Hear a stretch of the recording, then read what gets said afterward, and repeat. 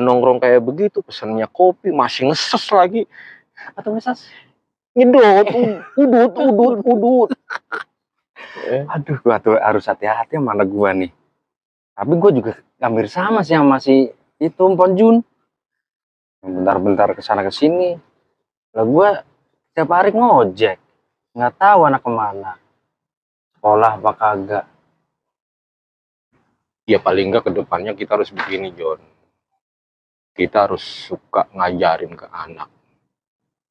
Paling tidak dari dini lo ajarin yang baik-baik, bekal agama. Kemudian bekal etika. Etika itu kayak attitude, sopan santun, ya kan.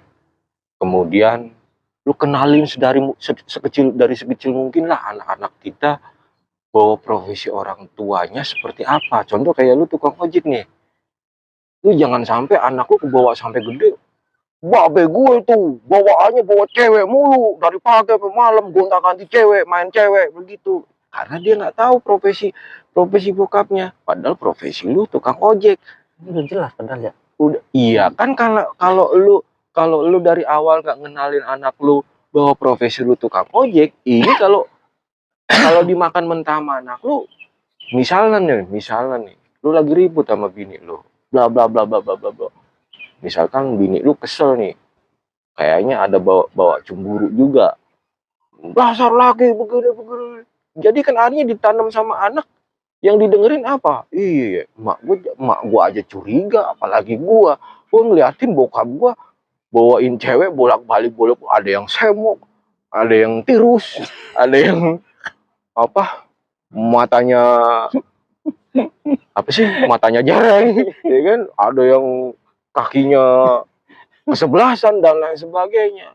Jadi anggapan anak apa yang dicap sama emaknya pas lagi cemburu kayak begitu jadi satu pembenaran buat anak. Iya, bokap gue ternyata kayak begini ya, main perempuan, padahal dia keluar masuk cewek itu kan penumpang, iya kan? Lah iya emang tukang ojek ya kelihatan paling begitu, bawa cewek, bawa cowok sama, nggak dianggap spesial sama dia mah.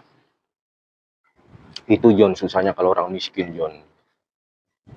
Kita udah pernah ngebahas nih masalah dampak kemiskinan atau kemiskinan yang berakibat seperti apa. Nah, salah satu contohnya yang kita sampaikan di sini, teman-teman semuanya. Jadi kemiskinan itu akan berdampak pada kondisi anak.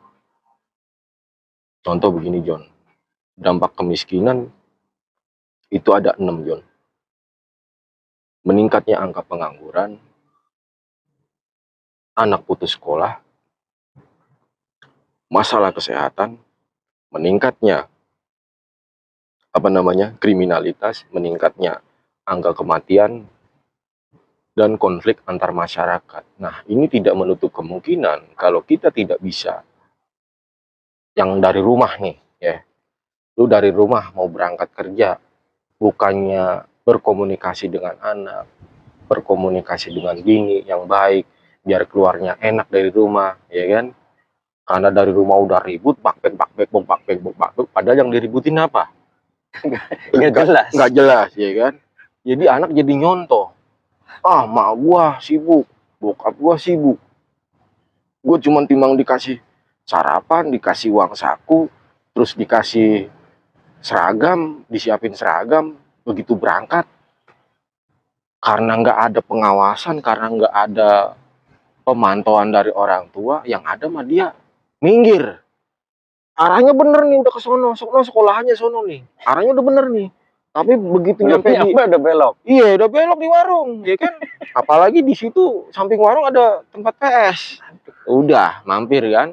Begitu mampir, kagak jadi sekolah. Uang sakunya dia beliin kopi, ya kan? Dibeliin es lah.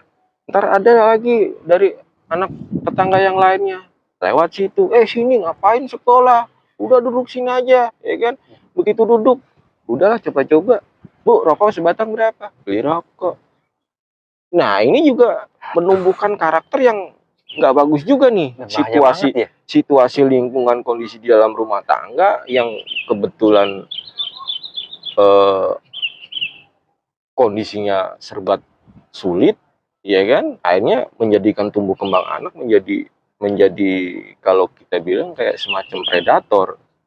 Artinya apa?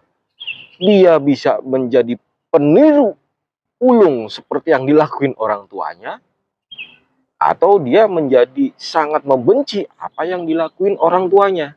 Aduh, bahaya banget ya. Nah, itu sangat bahaya, John. Makanya kita juga harus hati-hati nih melihat dari dampak kemiskinan yang berakibat pada pertumbuhan anak. Tidak menutup kemungkinan yang tadi kita bilang bahwa di poin 2, dengan kondisi kita yang tidak bisa memberikan perhatian, sedikit perhatian yang difokuskan ke anak, nanti terjadinya dengan kondisi anak tidak diperhatikan, dia bisa menjadi putus sekolah. Kenapa bisa putus sekolah? Lah orang tiba sekolahnya di SD 03 pagi Menteng, tapi berangkatnya ke warungnya Mpok Titin, ngopi. Ya kan? Udah kayak orang tua aja. Ntar kalau ngelihat bokapnya lewat, buru-buru ngumpet tempat PS-an. Nah, kalau kayak begitu bagaimana bocah mau lulus? Ya kan? Bagaimana bocah mau selesai sekolahnya? Makanya kita bilang bahwa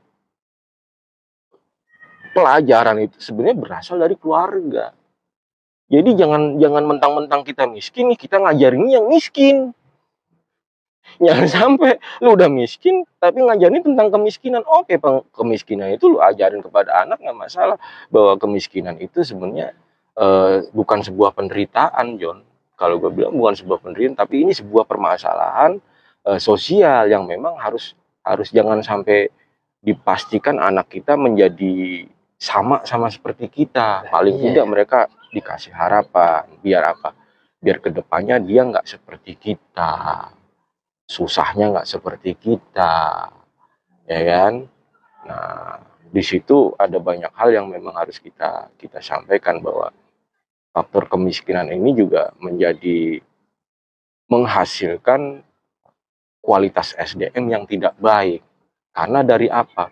Dari kehidupan sehari-hari di dalam rumah tangga yang miskin inilah sebenarnya kalau kita lebih perhatian, nggak harus kaya-kaya juga. Kita yang kurang serba kekurangan aja sebenarnya kita masih bisa ngajarin anak dengan benar. Seperti kayak tadi gue bilang di awal, mumpung masih belum tercemar nih, kayak kalimatnya tuh yang hitam banget. Mumpung belum tercemar nih ya, diajarin ke madrasah atau TPQ, pengenalan agama, latihan sholat, belajar ngaji.